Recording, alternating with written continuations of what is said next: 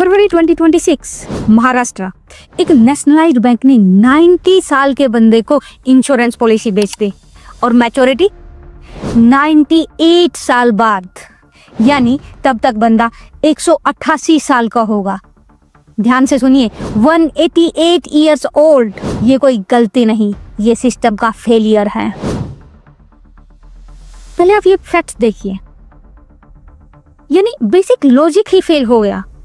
यानी एज और maturity year की सूटेबिलिटी कोई चेक ही नहीं करता। पर क्वेश्चन ये आता है कि ये पॉसिबल कैसे हो पाया। देखिए, सबसे पहला प्लेयर एजेंट जो ये इंश्योरेंस पॉलिसी बेचता है। देखिए, अब प्रीमियम था इस पॉलिसी का 2 लाख एंड एजेंट का कमीशन 35 से 40% कुछ भी, यानी एजेंट को पॉलिसी करते ही 75,000 बन गए। अब पॉलिसी कब मैच्योर हो रही है एजेंट के लिए ये इररिलेवेंट है, उसने तो पैसा कमा लिया। अब आते हैं दूसरे प्लेयर पर, बैंक स्टाफ। उनके ऊपर टारगेट पूरा करने का प्रेशर होता है।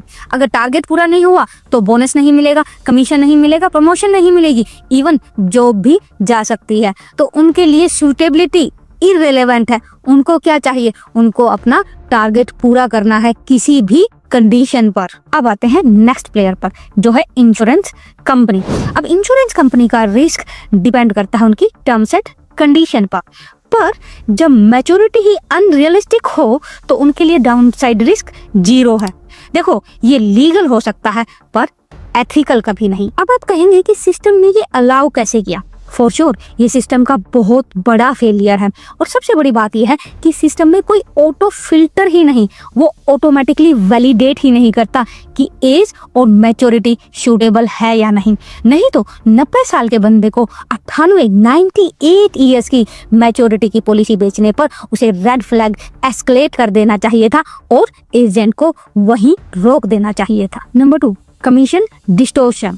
अब एंडोमेंट या ट्रेडिशनल पॉलिसी बेचो तो आपको 35-40% का कमीशन मिलता है, यानी अराउंड 75,000।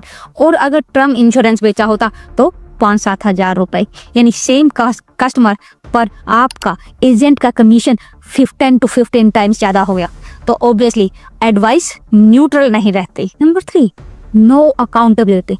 ये केस तो मीडिया में आ गया इसलिए इसकी सभी बात कर रहे हैं, पर ऐसे हजारों केस होंगे जो चुपचाप निकल गए होंगे और कभी किसी ने नोटिस भी नहीं किया होगा। RBI intervention. आरबीआई के रूल, रेगुलेशन और गाइडलाइंस बिल्कुल सही है, पर आरबीआई की गाइडलाइंस और एक्चुअल ग्राउंड रियलिटी में बहुत डिफरेंस है। और जब तक ये डिफरेंस कम नहीं होता तो आप क्या करेंगे? सबसे पहला रूल, कमीशन पूछो, और अगर एजेंट गोल मोल जवाब दे तो वॉक अवे, उसे पॉलिसी मत खरीदो। दूसरा रूल, हमेशा इन्वेस्टमेंट और इंश्योरेंस दोनों को अलग रखो। इन्वेस्टमेंट करनी है एसआईपी म्यूचुअल फंड में करो, इंश्योरेंस खरीदना है तो हमेशा टर्म इंश्योरेंस खरीदो, किसी भी इन्वेस्टमेंट या एंडोमेंट या ट्रेडिशनल पॉलिसी में मत इन्वेस्ट करो। नंबर 3, अपने एज और मैच्योरिटी का मैथ खुद करो, किसी पर डिपेंड मत करो।